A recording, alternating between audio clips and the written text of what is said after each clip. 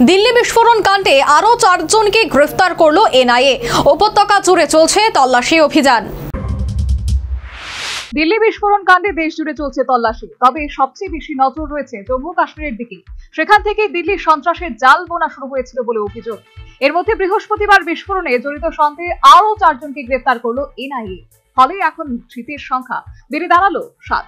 পাশাপাশি দিল্লি বিস্ফোরণের ঘটনার তদন্তে এবার নজরে কাশ্মীর টাইমস সংবাদপত্রের অফিস।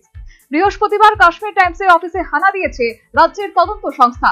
জানা গেছে, দিল্লির লালকেল্লায় গাড়ি বিস্ফোরণ এবং জৈশ ই মোহাম্মদের ডাক্তার জঙ্গি নেটওয়ার্কের তদন্তে বৃহস্পতিবার জম্মুর রেসিডেন্সি রোডে কাশ্মীর টাইমস সংবাদপত্রের অফিসে তল্লাশি চালায় রাজ্য তদন্ত সংস্থা।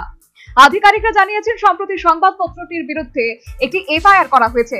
এই এফআইআর এর কারণেই তল্লাশি চালানো হয়েছে। জানা গেছে, এই সংবাদপত্রে দেশ বিরোধী লেখা ছাপা হয়েছে। এদিন কাশ্মীর টাইমসের অফিসে থাকা নথি এবং ডিজিটাল ডিভাইসগুলিতে অনুসন্ধান চালানোর সময় সেখান থেকে উদ্ধার হয় AK-47 রাইফেল, কার্তুজ, গ্রেনেড সহ অন্যান্য আগ্নেয়াস্ত্র।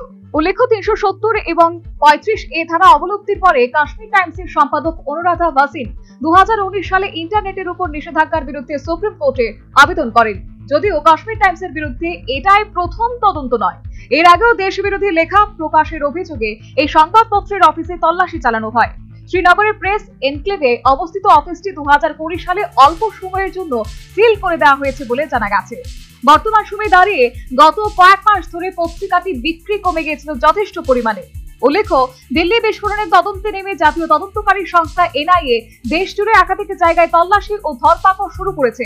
তদন্তে নেমে শ্রীনগর সহ দেশের বিভিন্ন প্রান্ত থেকে একাধিক চিকিৎসক গ্রেফতার করা হয়েছে, যা বেশিরভাগই কাশ্মীরের। শুধু তাই নয়, বিস্ফোরণের 2 ষড়যন্ত্রকেও গ্রেফতার করেছে এনআইএ। পাশাপাশি তদন্তকারীদের স্ক্যানারে রয়েছে হরিয়ানার ফরিদাবাদের আল ফালাহ বিশ্ববিদ্যালয়ও।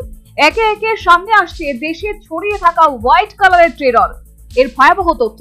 মনে করা হচ্ছে, ঘটনার দিন হরিয়ানার ফরিদাবাদে বিপুল পরিমাণে বিস্ফোরক উদ্ধার হওয়া এবং সন্দেহভাজনদের গ্রেপ্তারিতে ভয় পেয়ে গিয়ে তড়িঘড়ি বিস্ফোরণ ঘটিয়েছে Umar. National bureau report, news vanguard, Jammu Kashmir.